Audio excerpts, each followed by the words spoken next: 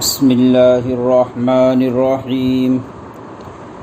الحمد لله نحمده ونستعينه ونستغفره ونؤمن به ونتوكل عليه ونعوذ بالله من شرور أنفسنا ومن سيئات أعمالنا. من يهده الله فلا مضل له ومن يضلله فلا هادي له. ونشهد أن لا إله إلا الله وحده لا شريك له. ونشهد أن سيدنا ومولانا محمدا عبده ورسوله. أما بعد فأعوذ بالله من الشيطان الرجيم. بسم الله الرحمن الرحيم. له معقبات من بين يديه ومن خلفه يحفظونه من أمر الله. إن الله لا يغير ما بقوم حتى يغيروا ما بأنفسهم. وإذا أراد الله بقوم سوءا فلا مرد له وما لهم من دونه من وال. صدق الله مولانا العظيم وصدق رسوله النبي الكريم. ونحن على ذلك لمن الشاهدين والشاكرين والحمد لله رب العالمين. محترم سامعین، میں نے کلام پاک کی ایک سورت جسے سورہ رعد کہا جاتا ہے اس کی کچھ آیات آپ کے سامنے پڑھی۔ اللہ تعالیٰ ان آیات میں دو باتوں کا تذکرہ کرتے ہیں۔ پہلی بات یہ ہے انسان پر ہونے والے اللہ کے انعام، اللہ کی رحمت، اللہ کے کرم کا تذکرہ ہے، اور دوسری بات اللہ کے انعام، اللہ کی رحمت کے چھین جانے کا تذکرہ ہے کہ اللہ نے جو نعمتیں دی ہے وہ کیسے ہمارے پاس سے چلی جاتی ہے اور اسے کیسے اللہ پاک دوبارہ چھین لیتے ہیں۔ معزز سامعین، دنیا میں انسان کی ضرورت ہے کہ اسے اللہ کی نعمت ہمیشہ ملے۔ صحت کا مل جانا اللہ کی بہت بڑی نعمت ہے۔ حلال روزی کا ملنا یہ اللہ کی نعمت ہے۔ نیک صالح بیوی کا ملنا، نیک صالح اولاد کا وجود پانا یہ اللہ کی بہت بڑی نعمت ہے۔ دنیا میں کسی کو عزت کا ملنا یہ اللہ کی نعمت ہے۔ دنیا میں انسان جو بھی دعا کرے اور اس کی دعا قبول ہو جائے، جسے مستجاب الدعوات کہا جاتا ہے، اگر کسی کو یہ نعمت مل جائے تو یہ اللہ پاک کا بہت بڑا احسان ہے اور اللہ کی طرف سے یہ بہت بڑی نعمت ہے۔ نیک لوگوں کے دلوں میں کسی کی عزت کا بیٹھ جانا یہ اللہ پاک کی مستقل ایک نعمت ہے۔ دنیا میں لوگ اسے عزت کی نظر سے دیکھے یہ اللہ پاک کی بہت بڑی نعمت ہے۔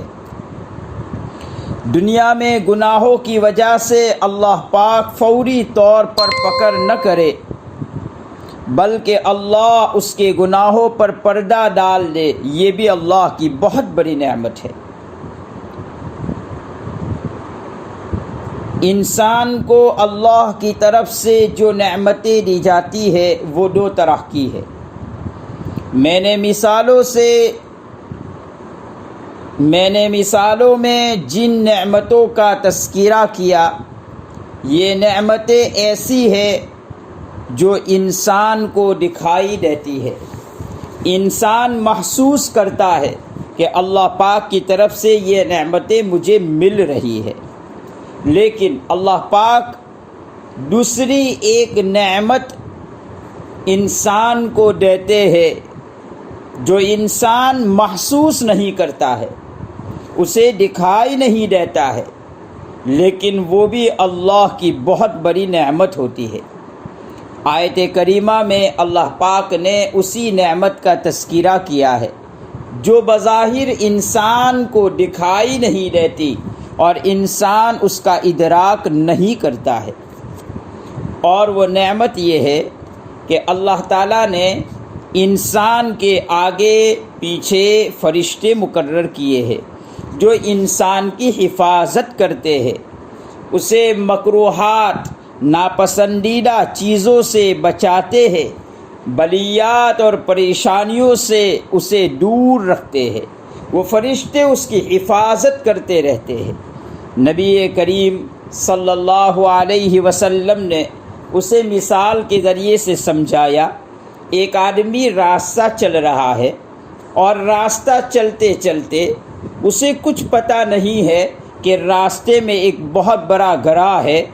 اب وہ گرنے کے قریب تھا لیکن اسے وہ گڑھا نظر آ گیا، وہ سنبھل گیا، بچ گیا۔ یہ کیا ہے؟ اللہ نے اس کے ساتھ ایک فرشتہ اس کی حفاظت کے لیے رکھا ہے، اس نے اس کو اس وقت بچا لیا۔ یہ اللہ کا نظام ہے، اس میں آدمی کو اپنا کوئی کمال نہیں سمجھنا چاہیے، بلکہ یہ اللہ پاک کا ایک غیبی نظام جو فرشتوں کی شکل میں انسان کے ساتھ رکھا ہے، اس فرشتے نے اس کی حفاظت کر لی اور وہ گڑھے میں گرنے سے بچ گیا۔ کبھی ایسا ہوتا ہے انسان کوئی کام کرنا چاہتا ہے اور وہ اس کام کا پختہ ارادہ کر بھی لیتا ہے، لیکن کچھ ادھر ادھر کے وساوس کے آنے کی وجہ سے وہ کبھی اس کام کو کرنے سے رک جاتا ہے، یا ہاں کہنے کے بعد وہ نہ میں جواب دے دیتا ہے۔ تو اس میں بھی انسان کو اپنا کمال نہیں سمجھنا چاہیے، بلکہ اللہ کا نظام حرکت میں آتا ہے اور اللہ پاک نے اس کی حفاظت کے لیے اور اس کے لیے وہ کام مضر اور نقصان دہ ہوتا ہے، وہ اللہ پاک کا ایک غیبی نظام ہوتا ہے جس کی وجہ سے اللہ اس کے دل کو دوبارہ پلٹ دیتے ہیں، اور وہ جو ہاں کہہ رہا تھا لیکن اب وہ نہ میں جواب دیتا ہے اور وہ اس کام سے بچ جاتا ہے۔ یہ اللہ پاک کی وہ نعمتیں ہیں جو انسان کو دکھائی نہیں دیتی۔ یہاں پر ایک بات آپ یہ بھی سمجھے، آپ کے ذہنوں میں سوال ہوتا ہوگا، جب اللہ پاک نے حفاظت کے لیے یہ ساری تدابیر کی ہوئی ہے اور اللہ پاک کا غیبی نظام حرکت میں آتا رہتا ہے، تو پھر تقدیر کیا ہوتی ہے؟ پھر انسان کو کوئی تکلیف نہیں پہنچنا چاہیے۔ اس کا جواب حضرات مفسرین نے یہ دیا، ہاں اللہ پاک نے یہ حفاظتی فرشتے تو انسان کے ساتھ رکھے ہی ہے جو ہر وقت اس کی حفاظت کرتے رہتے ہیں، لیکن اللہ کو بندے کے ساتھ کچھ اور منظور ہوتا ہے، اس کے ساتھ کچھ اور کریمانہ انداز اللہ کو اختیار کرنا ہوتا ہے، اللہ کو اس کے ساتھ کچھ اور رحمتوں والا معاملہ کرنا ہوتا ہے، تو پھر تقدیر غالب آ جاتی ہے، اور وہاں یہ جو فرشتوں والا حفاظتی نظام ہے وہ ہٹ جاتا ہے، اور اس موقع پر انسان کو تھوڑی سی تکلیف پہنچ جاتی ہے، لیکن اس میں بھی اللہ کا نظام ہی حرکت میں ہوتا ہے، اس میں بھی اللہ کی رحمت ہی کام کرتی ہے۔ کبھی ایسا ہوتا ہے کہ اللہ پاک نے اس کے گناہ کی وجہ سے اسے فوراً سزا دے دی، تو اب کیا ہو گیا؟ یہ گناہ کا کفارہ ہو گیا۔ جو گناہ اس سے ہوا تھا، تقدیر غالب آ گئی اور اس کو فوری طور پر سزا مل گئی۔ اس میں بھی اللہ اپنے بندے کے ساتھ رحمت والا معاملہ ہی کرتا ہے، حساب کتاب برابر ہو گیا، یعنی گناہ جو کیا تھا اس کی سزا اسے فوری طور پر مل گئی۔ اب یہ گویا کہ اس کے نامہ اعمال سے یہ گناہ ختم ہو جاتا ہے۔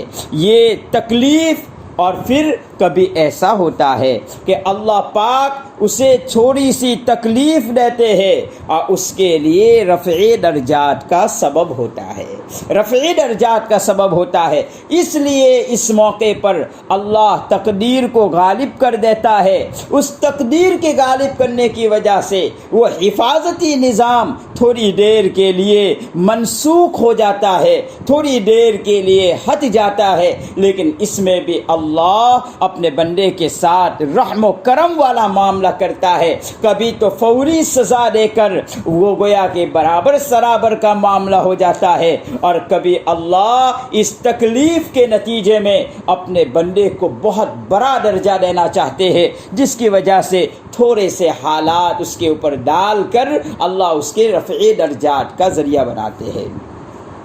یاد رہے یہ جو نظام خداوندی ہے یہ اللہ اپنے مومن بندے کے ساتھ کرتے ہیں، کافر کے ساتھ اللہ تعالیٰ کا یہ نظام نہیں ہوتا ہے۔ بہرحال اللہ کے فرشتے ہر وقت انسان کی ناپسندیدہ چیزوں سے حفاظت کرتے ہیں، اسے بچاتے رہتے ہیں۔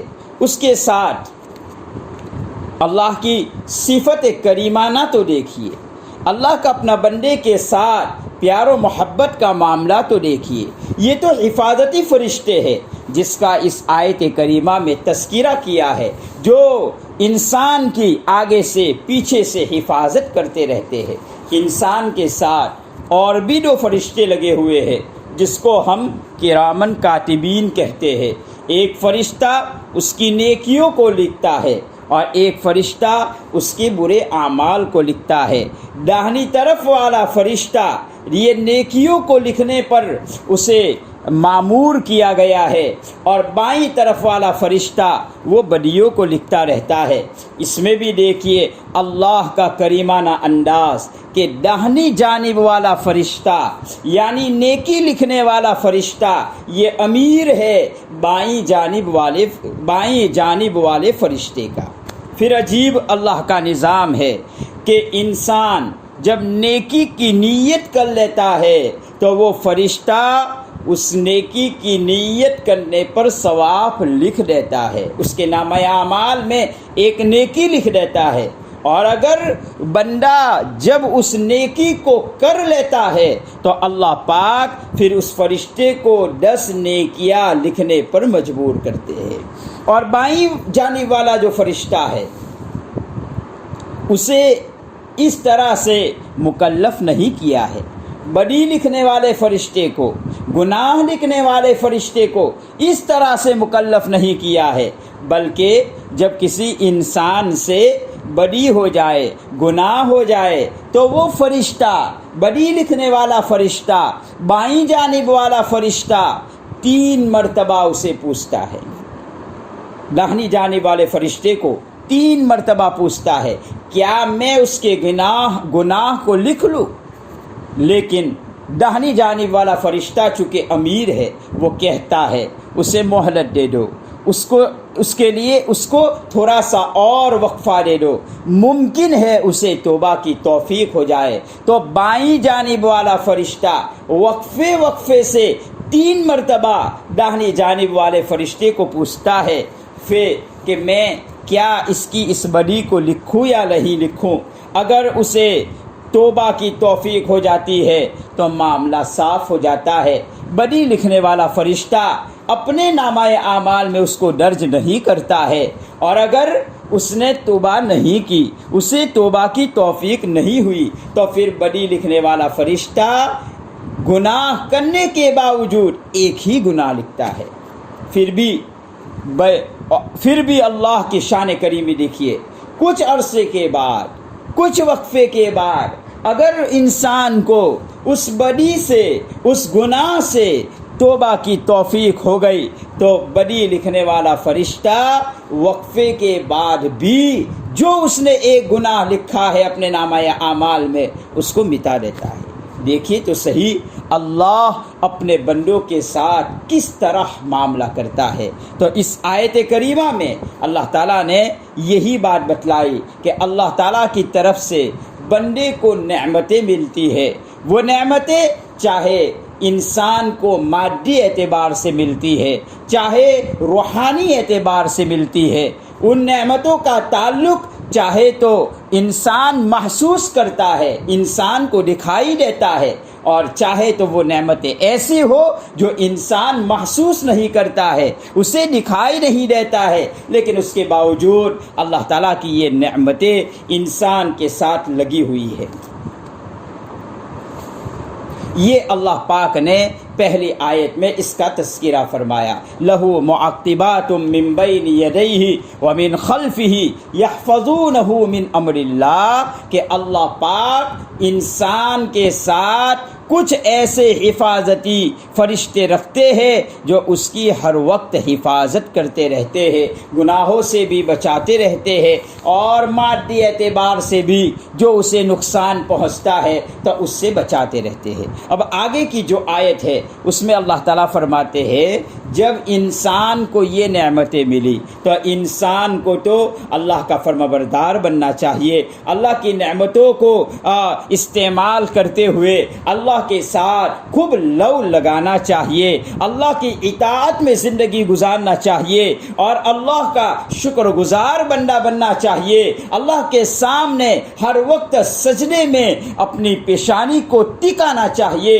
اسے تو اللہ کا احسان ماننا چاہیے کہ باری تعالیٰ تو نے مجھے کیسی کیسی نعمتیں عطا فرمائی ہے۔ لیکن ان نعمتوں کو استعمال کرنے کے باوجود جب بندہ باغی بن جاتا ہے، اللہ کی نعمتوں کو استعمال کرنے کے باوجود وہ اللہ کا ناشکرہ بندہ بنتا ہے، وہ اللہ کے سامنے جھکنے کے بجائے وہ اللہ سے اعراض کرنے لگتا ہے، وہ اللہ کے احکامات کو توڑنے لگتا ہے، وہ نبی کریم صلی اللہ علیہ وسلم کی سنتوں کو پامال کرنے لگتا ہے، تو پھر اللہ پاک ان نعمتوں کو انسان سے چھین لیتے ہیں۔ جب وہ رحمتوں کو اور نعمتوں کو ٹھیک استعمال کرتا ہے تو اللہ حالات کو نہیں بدلتے، بلکہ وہ نعمتیں ہمیشہ اس کے لیے مفید ہوتی رہتی ہے، وہ نعمتیں ہمیشہ اس کو فائدہ پہنچاتی رہتی ہے۔ لیکن جب یہ شکر سے ناشکری کی طرف آ جاتا ہے، اطاعت سے نافرمانی کی طرف آ جاتا ہے، اللہ کے سامنے جھکنے سے اعراض پر آ جاتا ہے، قرآن سے منہ موڑنے پر آ جاتا ہے، نبی کی اطاعت و فرمانبرداری سے اعراض پر آ جاتا ہے، تو اللہ حالات بدل دیتے ہیں۔ سب سے پہلے حالات بدلنے کے موقع پر اللہ فرشتوں کے نظام کو پیچھے کر دیتے ہیں۔ جب اللہ فرشتوں کے نظام کو پیچھے کر دیتے ہیں تو کیا ہوتا ہے؟ شیطان اس کے ساتھ لگ جاتا ہے، اب اسے وسوسہ ڈالتا رہتا ہے۔ جیسے میں نے پیچھے آپ کو مثال دی کہ ایک آدمی راستہ چلتا رہتا ہے اور اسے پتہ نہیں ہوتا ہے کہ یہاں بہت بڑا گڑھا ہے، اس میں گر جاؤں گا، مجھے چوٹ لگے گی، مجھے نقصان ہو جائے گا۔ اس موقع پر جب وہ فرشتہ اس کی حفاظت کر لیتا ہے، لیکن بندہ اس موقع پر کیا بولتا ہے؟ دیکھا نہیں میری آنکھوں کی تیزی کیا ہے، میں بچ گیا۔ اس موقع پر وہ اللہ کی اس نعمت اور حفاظتی فرشتے کا تصور کرنے کے بجائے وہ اپنی طرف منسوب کرتا ہے۔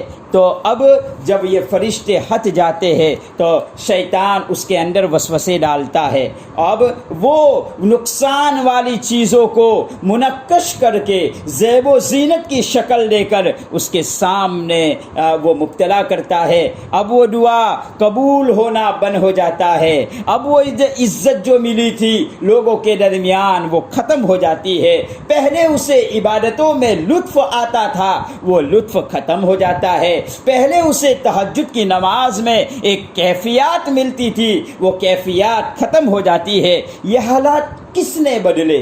اللہ نے نہیں بدلے، بلکہ انسان اپنے حالات کو خود بدل لیتا ہے، خود اپنے حالات کو بدل لیتا ہے. اسے تو اللہ کی نعمتوں کے ملنے پر شکر گزار بندہ بننا چاہیے تھا, اس کو اللہ کے احکامات پر چلتے رہنا چاہیے تھا, لیکن جب وہ چلتا نہیں ہے تو پھر اللہ فرشتوں کے نظام کو ہٹا کر شیطان کے حوالے کر دیتے ہیں. اب وہ شیطان اسے نت نئے طریقوں سے گمراہ کرنے کی پلاننگ کرتا ہے, اسکیمیں کرتا ہے, اور اب وہ کیا ہو گیا, جب اللہ کا یہ فیصلہ ہو جاتا ہے, شیطان اس کے ساتھ ہو جاتا ہے, تو ہمیشہ خوف کی کیفیت اس کو لاحق ہو جاتی ہے, فقر میں مبتلا ہو جاتا ہے, پریشان گھومتا رہتا ہے, اور وہ اللہ کے احکامات سے دور ہوتا چلا جاتا ہے. نمازوں کا پاس و لحاظ نہیں ہوتا, روزوں کا پاس و لحاظ نہیں ہوتا, تراویح کا پاس و لحاظ نہیں ہوتا, قرآن پکڑنے کا پاس و لحاظ نہیں ہوتا,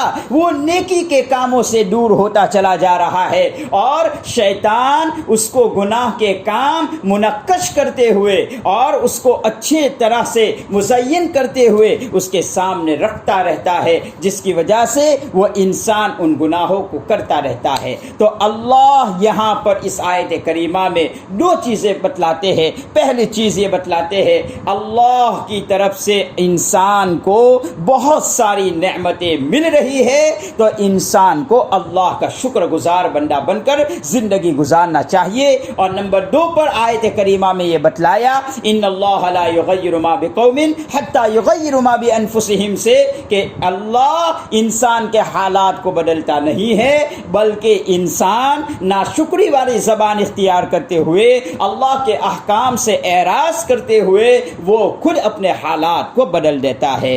ابراہیم ادہم رحمۃ اللہ علیہ بہت بڑے بزرگ گزرے ہیں, ان سے کسی نے پوچھا کہ ہم دعا تو کرتے رہتے ہیں لیکن ہماری دعا قبول نہیں ہوتی, کیا وجہ ہے؟ ارشاد فرمایا تم نے اللہ کا تو پہچانا ہے لیکن تم اس کی اطاعت نہیں کرتے. تمہیں معلوم ہے نماز کا چھوڑنا گناہ ہے, تمہیں معلوم ہے حرام مال کا کھانا گناہ ہے, تمہیں معلوم ہے کسی کی بے عزتی کرنا گناہ ہے, تمہیں معلوم ہے کسی پر ظلم کرنا حرام ہے, تمہیں معلوم ہے غیبت کرنا حرام ہے, کسی کو گالی دینا حرام ہے. جب تم نے اس کی لاج نہیں رکھی تو پھر اللہ بھی تمہاری دعا کو قبول نہیں کرتا ہے. جب تم اس کی فرمانبرداری میں اتر جاتے ہو تو اللہ تمہاری دعا کو قبول نہیں کرتا ہے. حضرت ابراہیم بن ادہم رحمۃ اللہ علیہ آگے فرماتے ہیں تم نے رسول اللہ صلی اللہ علیہ وسلم کو تو پہچانا کہ بہت بڑی شخصیت ہے, ان کی پیروی کرنے سے اللہ جنت عطا کرتا ہے, ان کی پیروی سے اللہ کی محبت ملتی ہے, ان کی پیروی سے دنیا اور آخرت میں چین و سکون ملتا ہے, ان کی پیروی سے اللہ رسوائی اور ذلتی سے حفاظت کرتے ہیں. لیکن تم اپنے ہاتھوں سے ان کی سنتوں کو رونتے نظر آتے ہو, اپنے ہاتھوں سے ان کی سنتوں کو ختم کرتے ہوئے نظر آتے ہو, تو پھر اللہ بھی تم کو چھوڑ دیتا ہے اور تمہاری دعا کو قبول نہیں کرتا. اور تیسری چیز ابراہیم بن ادہم نے فرمائی تمہیں معلوم ہے قرآن اللہ کی کتاب ہے, معزز کتاب ہے, اللہ کی زبردست کتاب ہے, اس کو دیکھنے پر بھی ثواب ہے, اس کو پڑھنے پر بھی ثواب ہے, اس کو اٹھانے پر بھی ثواب ہے, اس کو عزت کے ساتھ بوسہ دینے پر بھی ثواب ہے, اس کا پڑھنا بھی ثواب, اس کا سننا بھی ثواب, اس کے ایک ایک حرف کو دیکھنا بھی ثواب, ایک ایک حرف پر اللہ 10 نیکیوں کا وعدہ فرماتے ہیں. لیکن جب تمہارا حال یہ ہو گیا کہ تم نے قرآن کو چھوڑ دیا, اب تم قرآن کب پڑھتے ہو؟ موت کے وقت پڑھتے ہو. کسی نے کہہ دیا تم یہ تعویذ پڑھو, یہ تم وظیفہ پڑھو, تمہارا فلاں کام ہو گیا. تم نے قرآن کو معزز تو سمجھا ہے, لیکن معزز ہونے کے باوجود جب تم نے اس کے حق کو ادا نہیں کیا تو پھر اللہ تمہاری دعا کو قبول نہیں کرتا ہے. بہرحال اس آیت کریمہ میں ہمیں یہ پیغام دیا گیا ہے, ہمیں ان دونوں چیزوں کی فکر کرنا چاہیے. اللہ کی طرف سے جو نعمتیں مل رہی ہے ہم اللہ کے شکر گزار بندے بنے, اللہ کے ساتھ ہمارا اطاعت والا معاملہ ہو, نبی کریم صلی اللہ علیہ وسلم کی سنتوں کی پیروی زندگی کے ہر گوشے میں ہو, اور یہ نعمتیں ہم سے چھن نہ جائے اس کی آدمی کو فکر کرتے رہنا چاہیے. بس اسی پر میں میری گفتگو کو ختم کرتا ہوں. اللہ پاک عمل کی توفیق مجھے بھی عطا فرمائے, آپ سبھی حضرات کو بھی عطا